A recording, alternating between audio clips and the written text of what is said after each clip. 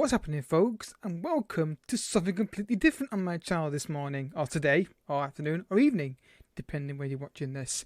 Don't forget, first of all, don't forget if you enjoy this video, hit the like button, subscribe if you're new as well. Check out the second channel and all the other channels down below, Twitch, Discord, Twitter, all that stuff as well, to get involved in those areas of content as well. So today is the first ever team guide I've done on this channel. I did do a team guide for this team in particular on FM Scout and FM18, I think it was. So I haven't done a team guide in a while. And I thought it might be something we could do on this channel. I'm going to see what you guys think of this. And we can do team guides down the line as well. Obviously, there'll be teams that I have a knowledge about in that league, obviously. Because obviously I won't necessarily want to preach about lower league management when I don't do those kind of saves. But maybe the odd team I do on some teams because I can look at, give my opinions on, and go for. But let's see how it goes, guys. See how it goes. What you like, if you like this idea or not. Just thought I'd do it anyway, just to try something different and always try something new whenever I think of something. So, team guide. Now, if you are a fan of this team guide of Manchester United and you want to see how I got on with them, I've got a series on this channel from this year that was about 4 seasons long. I'll put a link on the screen somewhere, either to the playlist or the first video or both, so you can click that. Also, I'll link it in the description as well to the first episode, so you can watch that series. So you can see what I said. What I say in this video can be applied to my own save that I did. So we're going to go through the vision, the finances, the tactics I would use, the areas I look strengthening, and some of the young talent that I think you should really keep an eye on if you're doing a long-term United save, which I'll be doing later tonight after recording this video, starting mine. So, club vision. Let's get to club vision first. So, the first thing to note here is there's quite a lot in the club culture section at the top here for Manchester United, but a lot of it is stuff that you don't have to do. There's only one that's required, and that is develop players using the youth system. And there's a few good young players in the lineup in the youth system that I think you should keep an eye on. So you've kind of got a free reign, really. Depends how much you want to stick to this club culture. I've gone close to this club structure in the past on FM since it came in, and I've gone way against it, and it's not really I've not had an issue with it. It's these things down here that you obviously need to worry about. So obviously signing players, high rotation players, under 22 players for the future. As long as you're ticking some of these boxes, I think you'll be okay. I don't think it's going to really affect your save massively, but again, every save is different. You play the save how you want. So for the end of the current season, they want you to get Champions League qualification in the league. They want you to get the quarter-final of the Champions League this season and reach the FA Cup semi-final. But again, only the top 2 are required, which makes sense. United's Glazer ownership does value the whole Champions League qualification thing. And then obviously down here, this will all change based on how you do your first season. One of the big pluses about being Manchester United manager is the finances you get allow you a lot of scope, in my opinion, to build the kind of team you want. Now, you look at the debts for United, which is £204 million, £6 million transfer debt. It's not an issue based on, is it in this section? Yeah, based on these amount of incomes that you get. You get a lot of massive investment into United because of the amount of money that they generate. You can see the sides here. Look at that. That money, that's money coming in on its own. You get a lot of money, and the bank balance is such of a really high level. So money is not an issue. Maybe in the first season it could be, because obviously they've spent a lot of money already in the summer already. But you usually get quite a lot of money to spend, and if you do well with the players you currently got, you can sell them on for profit or good fees down the line. And we'll go through some players I think you should be looking to sell, and mainly players that I think you should keep and from information, that kind of thing later on. The projection of the finances is such that you can see here you've got a massive turnover, and you've got a good bank balance, and transfer budget is looking good. The one thing about United you want to worry about is finances. So if you do decide to change your style or sign that big player, it's not a big issue in my opinion going forward. So the first player that I want to talk about in terms of a player you should look to really develop into the future is Mason Greenwood. The good news about Mason Greenwood is he's equally strong on either foot. He can play striker or right wing. So he's the guy that I would say personally, decide where you want to play him and then build him up in that area. So if you want to make him a striker, then play him more in striker role, obviously. But I would dare say if you want to play him wide right, then you definitely can. The wide right position is something that you do strengthening it in the summer, if you can. But I don't think it's a critical point you need to strengthen in. This side does not need much to really get the aim goals of the season that achieved in the first season. But Mason Green was certainly one player that I would think should be a long-term player you think about building a team around, because he is absolute quality. Even at this age, he's absolutely fantastic. So let's go look into the under-23s and look at some young talent there you want to keep your eye on. The first one that comes to mind is Tendon Mengi, a young English centre-back that could fix your problem at centre-back long-term. The issue with the United centre-backs is the lack of pace they have. I think this kid could solve your problems. I would loan him out the first season. Try and get into championship if you can with regular football. It does fit the criteria of that with the club vision, which is build young players up, use the system, and sign English players. Obviously, you won't sign this guy, but the physicalities already are very, very good. And I think given a bit more time and a bit of development, you could definitely walk into your first team. And it's a free. It saves you money buying a centre back. Long term, unless you want to replace Maguire, which we'll get to in a second. But yeah, this kid is someone definitely should look after and develop, because he's got all the attributes physically. He's not bad already with the technical stats, and I think with a bit of work, he could be a long-term centre back alongside whoever else you want to sign. The next one is Pelestri. Now, based on the opening stats of him, I think he's someone to keep an eye on. So you've got options previously you didn't have this at United at right wing, but you've got options now. You've got Greenwood, you've got Pelestri, and Diallo, which we'll get to in a second. But this kid, again, it depends how quickly you want to throw him into the first team. I think he's fully capable of being a backup to Greenwood on right wing, but if you want a more experienced player in there, then, that's up to you. I personally loaned him out, I believe, at the start of the game, but he's got a lot of potential in him. He's got the dribbling, the first touch, the technique as well. The pace isn't bad. The acceleration is brilliant. Off the balls are good. Work rate's good as well. The framework is there for this kid. I think you just got to really, again, commit. If you want to get him in your first team, you've got to commit to playing him. And I think maybe a loan deal might be a good idea in the first season. But then again, if you feel like your team's strong enough after you make your signings and there's something that you do make, I feel I can get in top 4 with him in the first team, then by all means play him. Maybe the Carabao Cup, play him in that, and maybe in games where basically you think, oh, we're going to win this game, or I'm pretty confident. Maybe play him in those as well. Those games where you're risky, but you're pretty confident you're going to win it and you can make a change. Play him in that one. But yeah, he's definitely a player you want to keep an eye on. Another player to keep an eye on is Scholler. From the under-19s, 16-year-old English. Again, the framework is there. Similar to Pelestri, the framework is there for him. I would definitely keep an eye on him. I would obviously keep him in the under-19s for now, but it could be someone you mark up as an option to bring into the first team. Obviously, United's left-hand side is quite not bare. It depends when you pay Martial. Again, we'll get to that as well in a second. But this kid, I think, he's got bags of potential. I think he's got good dribbling, great first touch actually, in passing and technique. The pace will get better as he gets older. I think he could be great on that left hand side. He's naturally right-footed as well. You look at his development here on his tactics. He's got a very strong left foot as well, so you could argue he's two-footed. Again, it's a long-term commitment. It's a long-term strategy, but like I said, you can.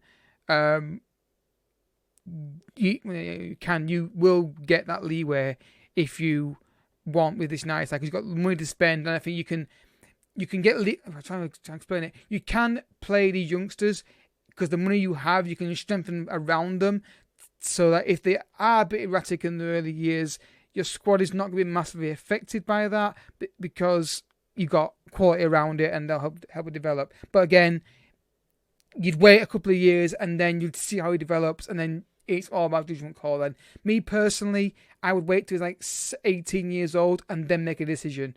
Do you want to play in the first team like we did with Palestri and ease him in, or do you want to loan him out and get first team football? But then that comes down to more of a judgment management call. Another player that's interesting, excuse me, in the first team in the under 18s is Charlie McNeil. Now, obviously from City, made headlines recently for apparently scoring a buttload of goals for Man City's team. Again, bit of a doubt over him at this point, but someone again just keep an eye on.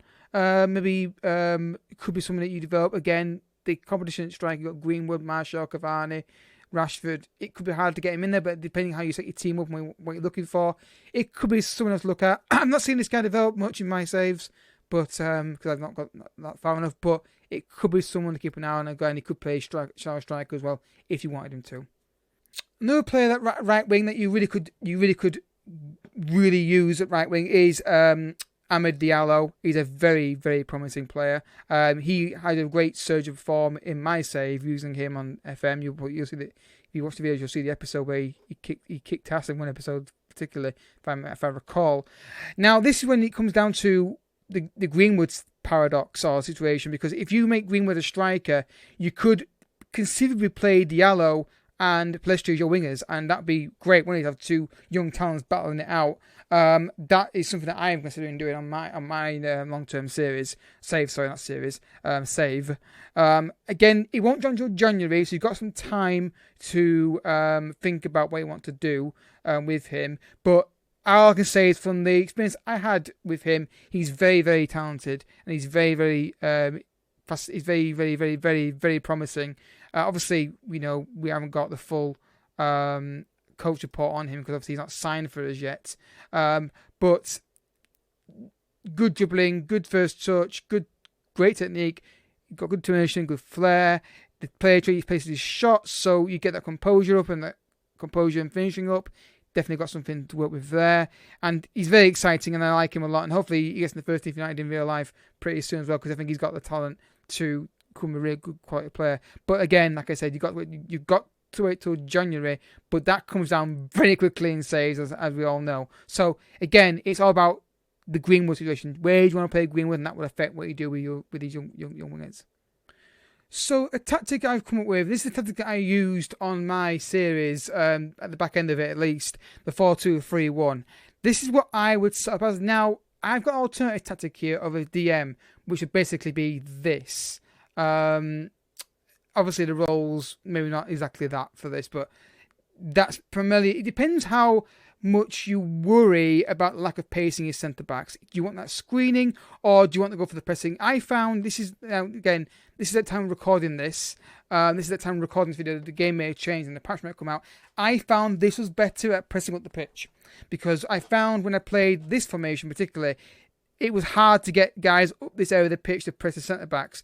Whereas when you play the 4-2-3-1, I found that we were forcing longer balls up the pitch more. But then again, every side is different, every manager is different. This is more what I found worked for me based on the team I had. I did start, to be fair, with this formation originally, and I believe I had Sam Miguez in there in basically the McTominay role.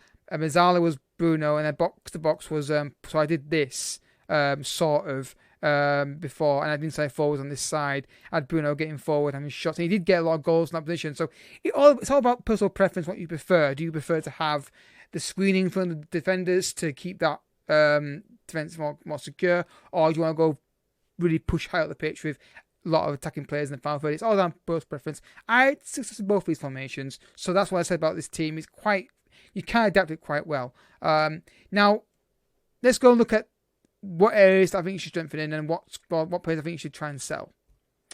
So below, guys, I made a list of players I think you definitely should sell. This is the top 9 here are the guys I would keep around. Obviously, Axel is long-term injury, but again, you've got a bit of potential there. But I think you will find that Mengi will outrun him in terms of development. But again, that's every save different, like I've said. I think a lot of the areas you want to strengthen, I do think a centre-back is needed. Maguire is fine, but if you're playing a high line, you're going to have problems with the pace. Lindelof, for me, is okay, but again, that pace is a bit of a worry for me personally. I think you could do better long-term than him. But then again, if you're playing a 4-3-3 with a DM screen, it's not much of an issue. I didn't find an issue when I did that. I only went to 4-2-3-1 once I had my two centre-backs targeted that I wanted to sign. Then once I felt more confident with the pace they had, I could play more higher line, expansive football, or push higher up. So it all depends what I want to do. In terms of players like Lingard and things like that, again, he might be handy to keep around. I always say this because I've tried to sell this guy and he's a nightmare to sell. It might be worth keeping him around whilst you, especially maybe at least till January. I would keep him around till January and then sell him in January once Diallo comes in if you want to go that direction. Again, this is all kind of preferences. At this point, it's more what you think you prefer to do, and it also depends on formation. If you're playing a formation where you don't utilize a cam, then I think Lingard is service requirements, but the work rate's there. It might be an idea to keep him around, just to try and get him into the team, get him a bit of form, and then sell him in January when maybe his stock's a bit higher, because I found it's hard to shift him for decent money at this point in the start of the season. For me, Juan Mata is someone you can probably get rid of. He's on a lot of money. He's back end of his career, and I think you've got options with Van der Beek and Bruno in that position. Maybe you might even sign somebody in that area yourself, or you don't play a cam. He hasn't got the pace to play out wide, in my opinion, and I think you've played AMC. I think you've got better options in that position. Romero goes without saying, get rid. Phil Jones goes without saying, get rid. Romero, you've got Anderson back up, so get rid of him. De Gea, people obviously talk about De Gea in real life being an issue. Not much on FM, but I think you can upgrade in that position, but nothing I would do in the first season or anything like that.